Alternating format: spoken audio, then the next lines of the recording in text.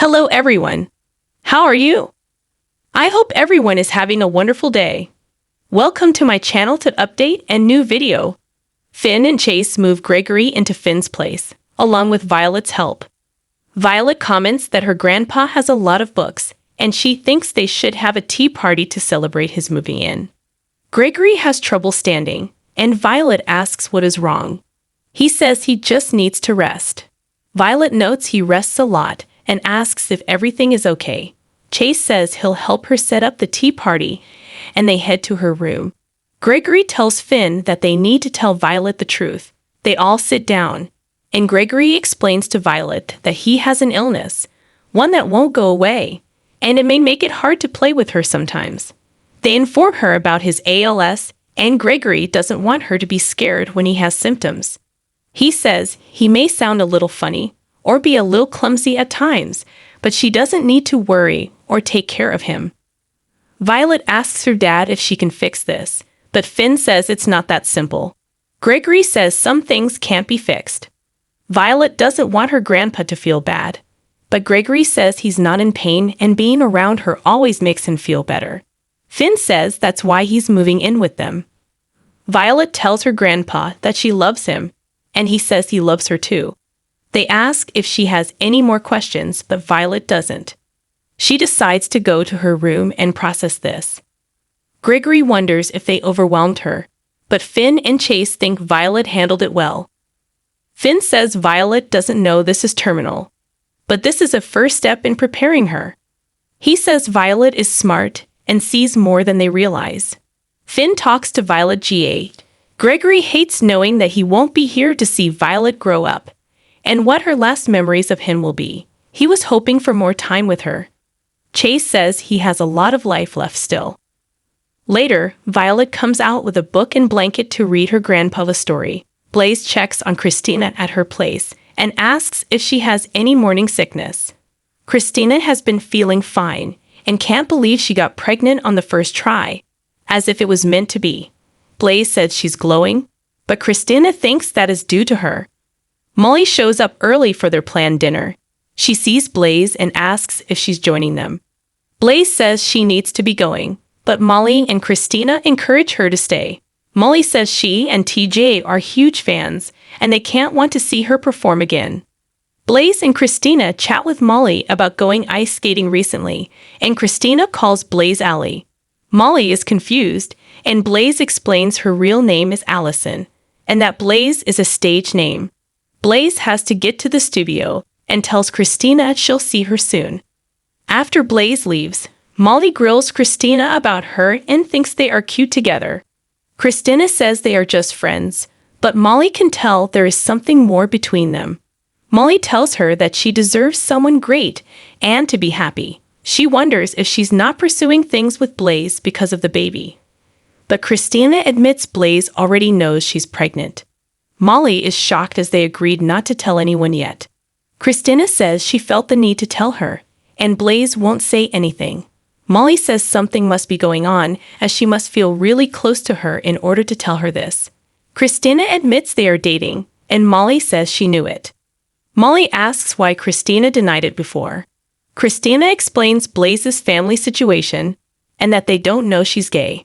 Molly asks if she's okay with Blaze not being out. She doesn't like Christina being treated like a dirty little secret. Christina says coming out isn't easy, and is a personal thing to do. Molly is just worried about her sister, as she's not one to hide her feelings. Christina says for now it's casual, and if they get more serious, they'll figure it out.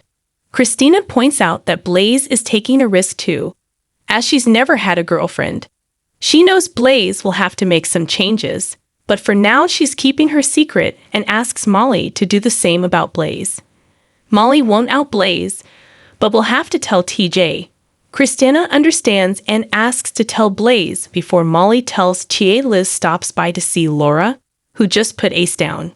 Liz brought some baby supplies by, and she is glad Ace has her and Kevin. Laura says having Ace had helped her with losing Spencer and Nicholas going to prison. Liz admits she's worried about Nicholas. She is worried about having to testify against him, but Laura tells her not to worry as Nicholas plead guilty so there won't be a trial.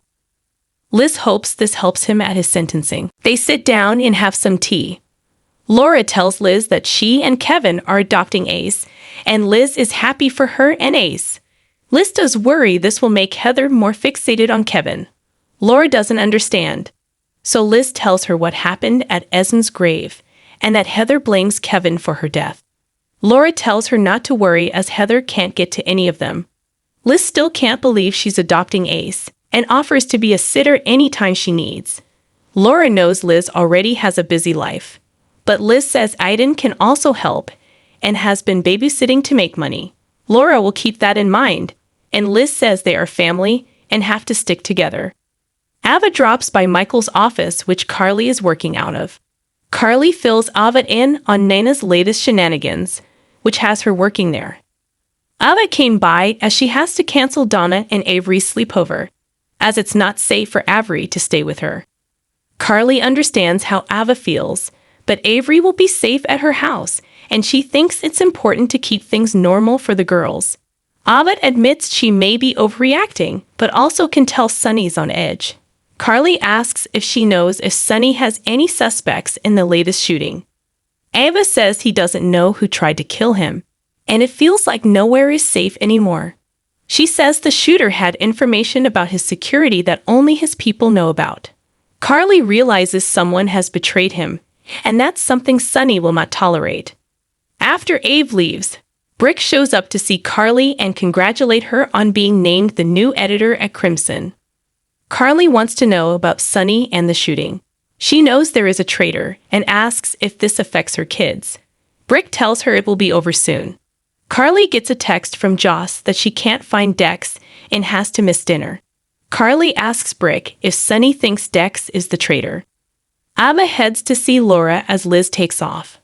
Ava wanted to discuss the gallery's contribution to the nurses' ball. Laura says she doesn't need an excuse to come over. She is family and is always welcome. Laura asks if she'd like a cup of tea, and Ava says she would. They sit down and talk about Spencer's death.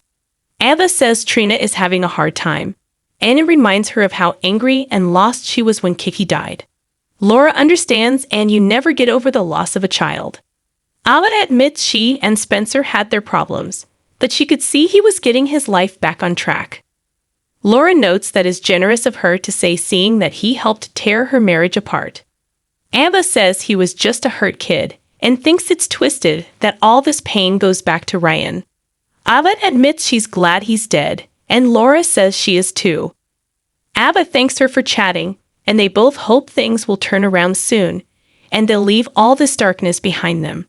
In his car, Sonny tells Dex they are headed to the Pine Barrens to take care of some business. Dex asks if something has happened that he doesn't know about. Sonny says Brick brought him a lead on a suspect, and his rat problem will be over soon. Sonny tells Dex that he looks nervous, and Dex admits he is. Sonny says it's never easy when someone you trusted betrays you, and someone has been secretly working against him for months. Dex knows how important loyalty is to him. Sonny says loyalty is rare, and people will always disappoint you. When they arrive at their destination, Sonny orders his men to hold Dex. They grab him, and Dex asks, "You think I'm the one who betrayed you?" Sonny responds, "I don't think I know." Dex says he's not working against him or with the shooter. He was the one who warned him in Puerto Rico. Sonny knows he took the money to betray him and then tried to play the hero. Dex asks what money? Sonny finds another phone on Dex, assumes it's how he keeps in touch with who he's working with, and tells him what Brick discovered about his offshore accounts. Dex says he got this wrong, and it's not what it looks like. Sonny asks Dex what the second phone is for. Dex can't tell him that. Sonny says he only has a few seconds left to live, so unlock this phone so he can find out who is paying him to spy on him. Instead, Dex operates a kill switch and wipes the phone. Dex says this isn't what he thinks, and the person who is paying him isn't doing so to hurt him. Sonny holds a gun on Dex and demands a name. Meanwhile, Carly tries to call Sonny, but he's not answering.